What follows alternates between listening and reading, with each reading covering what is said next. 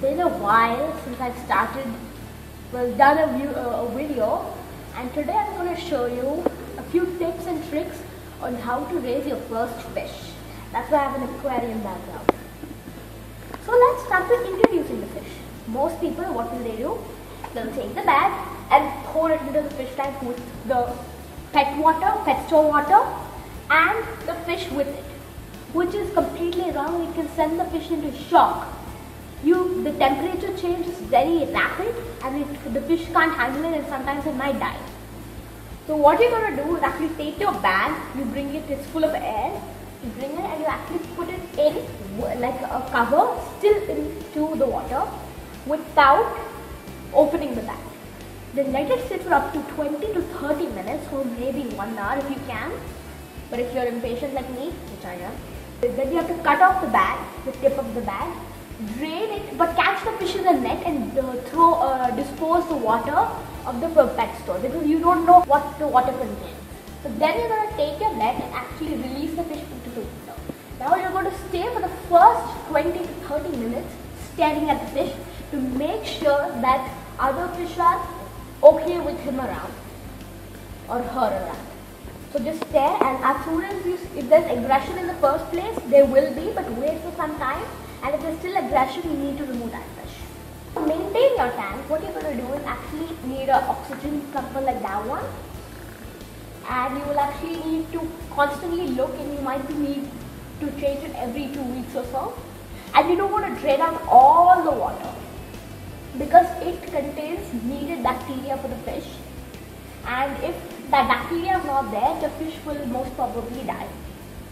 And also there's this very popular thing called water conditioners, which is for your fish, and because your water will contain chlorine and chloramine, I hope I said that right, chlorine and chloramine, and you have to add at least a capsule. I don't know how much, you have to read the instructions. Mine is around a 15-gallon aquarium or about 56 liters. So that's what you are going to do. And to maintain, one fish I suggest to maintain is called a pleco, or also known as, call it a bottom feeder. It's like what Indians would call it is a stick fish. The fish that actually have a flat bottom and they actually stick onto you. I don't have one, I'm going to buy one really soon.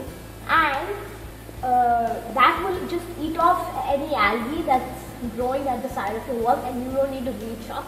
But sometimes you might have to reach up and clean the whole aquarium. And to clean your filter, it has sponge inside. You're going to take the sponge and actually wash it in aquarium water, and then put it back and dispose the aquarium water that you washed it in with. So then after that, the fish I suggest for you, for beginners or maybe even very complicated fish owners, whatever, is I suggest guppies, zebra daniels. If you go in an Indian store, you can just say zebras and they'll give you those.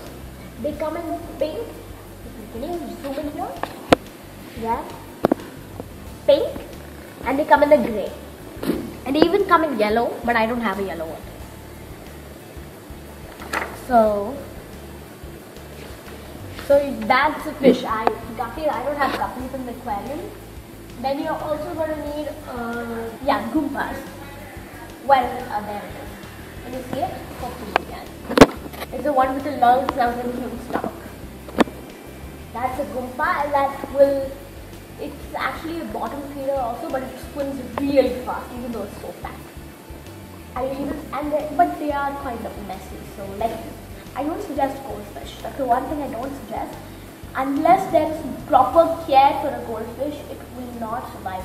And it's a very basic fish. It's very, very dirty, and they swim really slow, so it can't avoid predators.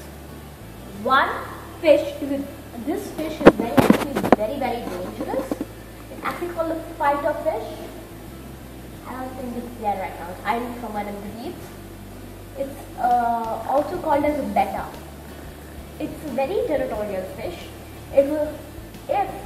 Now first, when you go to the store and you want to buy a betta, because they come in beautiful colors like purple, black, red, blue, or emerald blue, and beautiful colors they come in. but then they're actually really dangerous. They're not dangerous, but they are very territorial. I started the aquarium today morning and I added all the fish. I went out and when I came back I saw the Betta had killed a fish. But I still have it in the tank. There it is. Can you see it? Over there? In the corner. This is where it is. Hopefully you can see its reflection. Can you see it? Okay, good. So yeah, and it's to introduce your Betta to your fish tank, you want companions for it or you don't want companions for it. Depends on very much of how the fish has been in. So if you go to the store, if you go to an Indian store basically, in American stores they'll put them all together, but in Indian stores they have them packed in the pack with the water the transport pack, and the Betta is always in there and it's in the tank, which is actually very bad for it because it can die in there because the oxygen is very limited.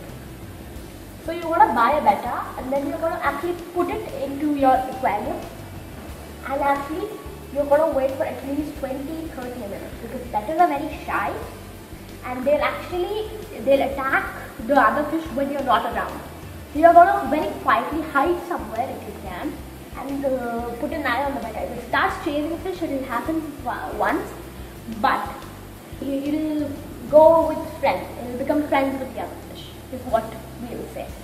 But then, if your first fish is a Betta, I don't suggest that because it's not advisable to do it, because Bettas, as soon as you put the fish into the Betta first, it will occupy the entire tank because it's going to be empty.